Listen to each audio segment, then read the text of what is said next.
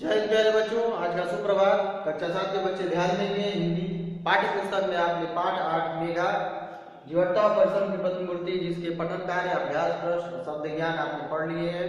भाषा की पहचान में हमने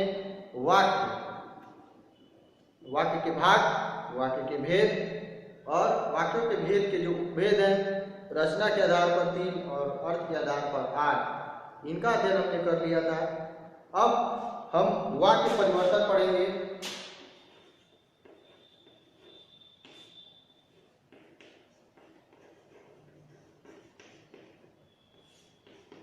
उसी में आगे आपकी पृष्ठ संख्या 27 यानी 27 पर दिया गया है वाक्य परिवर्तन। वाक्य परिवर्तन दो प्रकार से होता है। पहला होता है आपका रचना की दृष्टि से,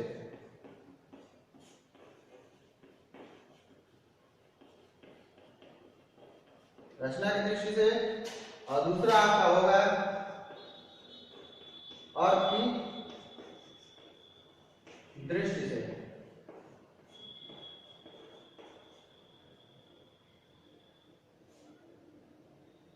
अर्थ की दृष्टि से होगा।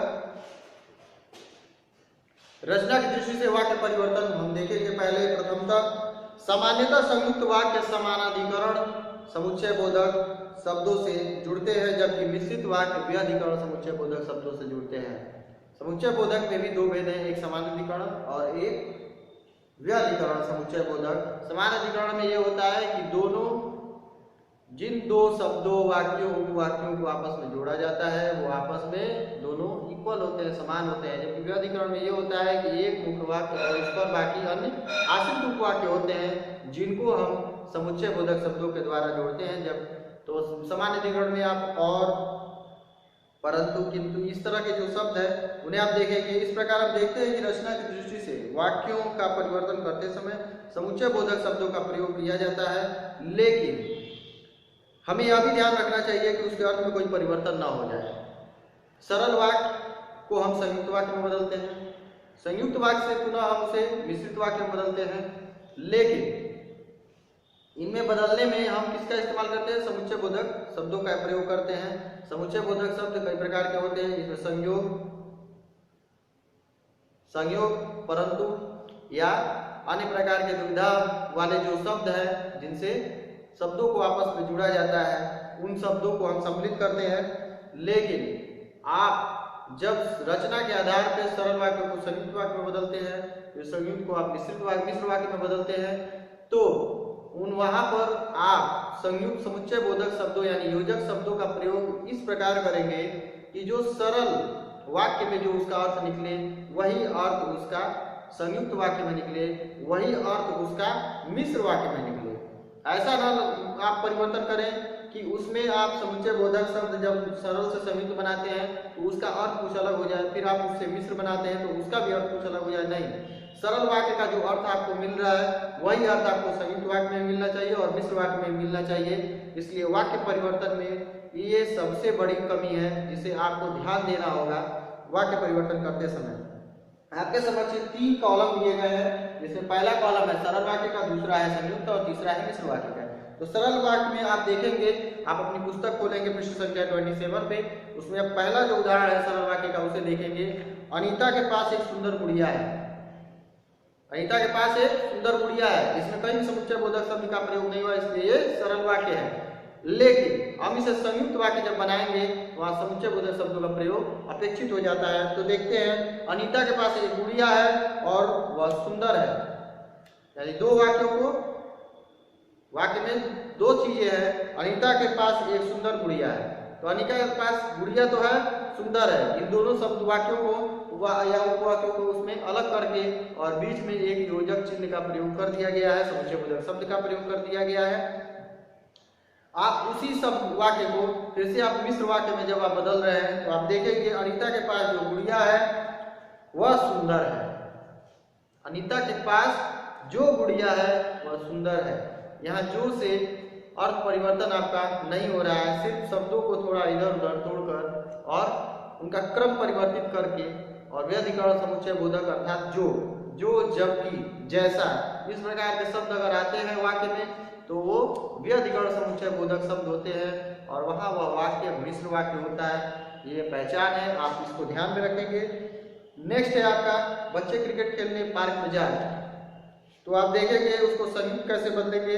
तो बच्चे पार्क में जा रहे हैं और वो क्रिकेट खेलेंगे, दो चीजें हैं, बच्चे पार्क में जा भी रहे हैं और क्रिकेट खेलने जा रहे हैं। तो इन दोनों क्रियाओं को अलग कर दिया गया है इनके उद्देश्य और विधेय के साथ। ये बच्चे पार्क में जा रहे हैं और वे क्रिकेट खेलेंगे, और उसे हम मिश्र वाक्य में जब बदलेंगे तो आप देखेंगे बच्चे इसलिए पार्क में जा रहे हैं ताकि वह क्रिकेट खेल सके। यहाँ ताकि जो शब्द है वो आपका व्यधिकरण समुच्चय बोधक शब्द है, इसके द्वारा हम मिश्र वाक्य की रचना करते हैं। इसी प्रकार दूसरा है सूर्य अस्त होते ही तारे टिमटिमाने लगे, तो आप देखेंगे उसको संयुक्त वाक्य कैसे बदलेंगे। सूर्य अस्त हुआ और तारे टिमटिमाने लगे। सूर्य के अस्त होने के बाद ही तारे टिमटिमाते हैं, तो एक क्रिया सूर्य के अस्त होने की हुई और दूसरी क्रिया तारे के टिमटिमाने की हुई, तो इसे और से हमने जोड़कर संयुक्त वाक्य बनाया। अब इसे मिश्र वाक्य कैसे बनाएंगे। जैसे ही सूर्य अस्त हुआ तारे टिमटिमाने लगे। कॉमा का प्रयोग यहाँ अपेक्षित होता है मिश्र वाक्य में, जैसे, जबकि, ताकि, जैसे, इस प्रकार के जो शब्द आते हैं वहाँ वाक्यों के प्रयोग के साथ अपेक्षित रूप से जहाँ जरूरत होता है वह अल्प विराम या कॉमा चिन्ह का प्रयोग हम करते हैं मिश्र वाक्य में। तो जैसे ही सूर्य अस्त हुआ तारे टिमटिमाने लगे, यानी सूर्य के अस्त होने की प्रक्रिया जैसे हुई वैसे ही तारों का टिमटिमाना प्रारंभ हुआ। इसी प्रकार सरल वाक्य में आप देखेंगे रजत कुर्सी पर बैठकर गृह कार्य करने लगा, तो आप इसे संयुक्त कैसे बनाएंगे। रजत कुर्सी पर बैठा और गृह कार्य करने लगा। कुर्सी पर बैठने की क्रिया पहले होगी, गृह कार्य करने की क्रिया बाद में होगी, क्योंकि बिना बैठे हुए गृह कार्य नहीं कर सकता। अब मिश्र वाक्य इसको हम कैसे बदलेंगे। रजत कुर्सी पर बैठ गया फिर वह गृह कार्य करने लगा। रजत कुर्सी पर बैठ गया फिर वह गृह कार्य करने लगा। दूसरा है आपका उदाहरण राहुल फल खरीदने बाजार गया। राहुल फल खरीदने बाजार गया, तो इसको आप संयुक्त वाक्य में एक समुच्चय बोधक समानाधिकरण समुच्चय बोधक शब्द का प्रयोग करके इसको बनाएंगे। दो वाक्यों में दो उपवाक्यों को जिस बराबर उपवाक्य बनाने हैं आपको, दोनों में क्रियाएं अलग अलग होंगी और बीच में एक समानाधिकरण समुच्चय बोधक शब्द होगा जिसको हम जोड़ेंगे। तो राहुल बाजार गया और उसने फल खरीदे, दो क्रिया हो गई। राहुल बाजार गया और उसने फल खरीदे, बाजार जाने क्रिया पहले होगी क्योंकि बाजार जाएगा तभी तो फल खरीदेगा। फल खरीद कर बाजार नहीं जाएगा, पर बाजार जाकर ही फल खरीदेगा, तो यहाँ अर्थ कारण नहीं होना चाहिए। नेक्स्ट है आपका राहुल, मिश्र वाक्य इसको बनाएंगे राहुल बाजार गया क्योंकि उसे फल खरीदने थे। इसी प्रकार अन्य तीन जो उदाहरण आपके दिए हुए हैं उनको भी आप रीड करेंगे, पढ़ेंगे और देखेंगे कि समुच्चय बोधक शब्द का प्रयोग जो है व्यधिकरण का किस में हुआ है, संयुक्त में कैसे हुआ है और मिश्र में किस प्रकार जो विराम चिन्ह है यानी अल्प विराम का चिन्ह है वो कहाँ प्रयोग हुआ है, और उसके पहले जो व्यधिकरण समुच्चय बोधक शब्द है उनका प्रयोग किस प्रकार किया गया ये आप देखेंगे। दूसरा आपका है अर्थ की दृष्टि से। दूसरा आपका क्या है, अर्थ की दृष्टि से वाक्य परिवर्तन।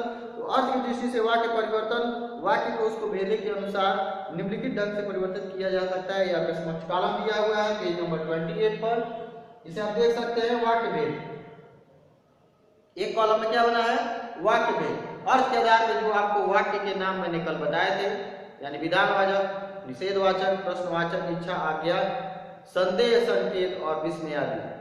इस प्रकार के जो 8 वाक्यों के अर्थ के आधार पर वाक्य के जो 8 भेद है उस कॉलम में 8 भेद लिखे गए हैं एक तरफ, और दूसरी तरफ उस पर आधारित वाक्य बनाए गए हैं, यानी उस संबंधित अर्थ के आधार पर वाक्यों के जो भेद है उन भेदों के आधार पर उनके उदाहरण सामने लिखे गए हैं। दूसरी पंक्ति में दूसरे कॉलम में उदाहरण लिखे गए।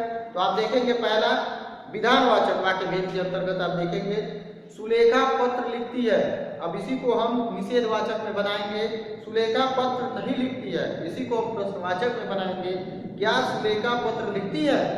इसी को हम आज्ञावाचक में बनाएंगे, आज्ञा यानी ऑर्डर देना, सुलेखा पत्र लिखो, सुलेखा कॉमा पत्र लिखो। जब हम किसी को बुलाकर बोलते हैं, संबोधन करते हैं, ऑर्डर देते हैं तो वहाँ उसके नाम के उच्चारण के पश्चात अल्प विराम का चिन्ह होता है, ये आप कभी मत भूलिएगा। विराम चिन्हों के प्रयोग में आप पढ़ चुके हैं कि विराम चिन्हों का जो प्रयोग है वो कहाँ कहाँ होता है, कॉमा का प्रयोग कहाँ होता है। तो आप यहाँ आज्ञा जब दिया जा रहा है सुलेखा को, तो सुलेखा कॉमा पत्र लिखो। विस्मय आदि वाचक रूप में आप देखेंगे अरे सुलेखा पत्र लिखती है, यानी विस्मय का मतलब है आश्चर्य व्यक्त करना, यानी जो कार्य आप जो जिसकी अपेक्षा आपने नहीं की वो आपकी आंखों के समक्ष अगर होता है तो आप विस्मय से, आश्चर्य से चौंक जाते हैं। तो आप बोल रहे हैं अरे सुलेखा पत्र लिखती है। इसी तरह इच्छावाचक वाक्य में आप देखेंगे वाक्य के जो छठवां भेद है, इच्छावाचक में सुलेखा पत्र लिखे, यानी मेरी इच्छा है कि सुलेखा पत्र लिखे। संदेहवाचक में आप देखेंगे शायद आज सुलेखा पत्र लिखेगी, यानी संदेह यानी मुझे डाउट है कि शायद सुलेखा आज पत्र लिखेगी। संकेतवाचक में जब सुलेखा पत्र लिखेगी तभी सीखेगी। संकेत यानी एक जो वाक्य है यानी एक जो क्रिया है वो दूसरी क्रिया से आपका संबंध रहेगी, यानी एक क्रिया दूसरे कार्य कारण संबंध होता है। एक के होने पर दूसरी क्रिया के संपादन की गुंजाइश होती है, संभावना होती है, वहाँ संकेतवाचक है। जब सुलेखा पत्र लिखेगी तभी सीखेगी, यानी उसे सीखना है तो उसको पहले पत्र लिखना होगा। यहाँ एक क्रिया सीखने की जो क्रिया है वो पत्र लिखने पर डिपेंड हो गई है। यहाँ आपका समाप्त हुआ ये रचना के आधार पर वाक्य परिवर्तन और अर्थ के आधार पर वाक्य परिवर्तन। इसी पे आधारित आपका पृष्ठ संख्या 29 यानी 29 पर आप देखेंगे दिए गए प्रश्नों में उत्तर विकल्प चुनिए। आपके लिए होमवर्क है, गृह कार्य है, वाक्य किसे कहते हैं। तो इसमें आप पढ़ेंगे 3 विकल्पों में जो एक विकल्प सही होगा उसके समक्ष आप सही का चिन्ह लगा देंगे। सबसे पहले प्रथमतः आपको ये सब प्रश्न आपको कॉपी में उतारने होंगे। जिस प्रकार आपने मेघा के बहुविकल्पी प्रश्नों को कॉपी में लिखा है उसी प्रकार आप इन प्रश्नों को भी कॉपी में लिखेंगे, वहाँ सही का चिन्ह लगाएंगे और फिर इसे विद्यालय में भेजेंगे ताकि उसे करेक्शन किया जा सके। ये 5 प्रश्न आपके बहुविकल्पीय प्रकार के हैं जिसमें केवल प्रश्न को पढ़ने के पश्चात सिर्फ एक विकल्प आपको सही मिलेगा, बाकी अन्य 2 विकल्प गलत है। तो जो सही विकल्प है उसके समक्ष आपको सही का चिन्ह लगाना है। नेक्स्ट है आपका आओ करे यार, दिए गए वाक्यों को पढ़कर सही अथवा गलत का चिन्ह लगाना है। यह सत्य असत्य कथन है। इस पूरे वाक्य को सेंटेंस को आपको एक एक करके पढ़ना है। जो सेंटेंस आपको गलत लगे वहां क्रॉस का चिन्ह लगाना है और जो सेंटेंस आपको सही लगे वहां सही का चिन्ह लगाना है। ये भी आपके लिए होमवर्क है। और तीसरा होमवर्क है आपका आओ करें 9। इसमें से आपको उद्देश्य और विधेय, यानी कल मैंने पढ़ाया था वाक्य के भाग पार्ट उद्देश्य और विधेय, तो आपको इन वाक्यों में से उद्देश्य और विधेय छांट कर लिखना है। ये कुल मिला के 12 वाक्य हैं। इन 12 वाक्यों में से आपको उद्देश्य यानी सब्जेक्ट और विधेय यानी प्रेडिकेट छांट कर अलग करना है। सबसे पहले आप इन वाक्यों को लिख लेंगे और नीचे आप हेडिंग दे देंगे। आपको ऐसे लिखना है, एक प्रश्न मैं लिख के बता दे रहा हूं तो इसको आप लिख लेंगे। रंजीत सीमा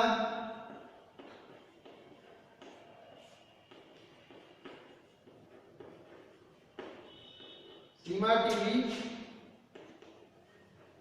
देख रही है। सीमा टीवी देख रही है। इस तरह आप प्रश्न पूरी तरह जिस प्राइज में दिया है उसको आप कॉपी में एक एक करके एक साथ नहीं लिखना है। 1 नंबर का जो प्रश्न है पहले क उसको आपको लिख लेना है। सीमा टीवी देख रही है। उसके नीचे आप देखेंगे प्रश्न पूछा क्या गया है। तो आपको पूछा गया है उद्देश्य, तो क के नीचे आप उद्देश्य हेडिंग डालेंगे।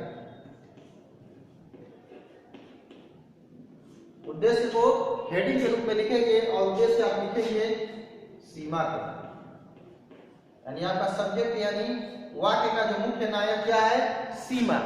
उसके नीचे दूसरा आप हेडिंग देंगे विधेय।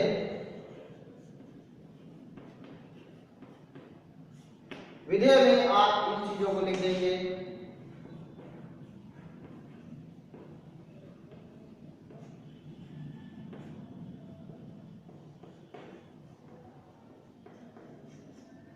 टीवी देख रही है। इस प्रकार आपको सॉल्व करने हैं ये प्रश्न। आपको इसी प्रकार इसके उत्तर लिखने होंगे। दूसरे अन्य तरीके से आप उत्तर मत लिखिएगा, अन्यथा गलत हो सकता है। तो आपको सबसे पहले प्रश्न लिखना है। प्रश्न के पश्चात आप लिखेंगे इस प्रश्न में उद्देश्य क्या है, उद्देश्य सीमा है। उसके बाद नीचे हेडिंग आप डालेंगे काले पेन से, विधेय क्या है, तो टीवी देख रही है। इस प्रकार आप अलग अलग छांट कर लिख लेंगे। आसान है, इसी तरीके से आपको इसके उत्तर देने हैं। तो यहाँ आपका ये संपूर्ण पाठ समाप्त हुआ और अगली कक्षा में हम अगले पाठ और अध्याय की ओर बढ़ेंगे। अभी के लिए आपकी कक्षा समाप्त।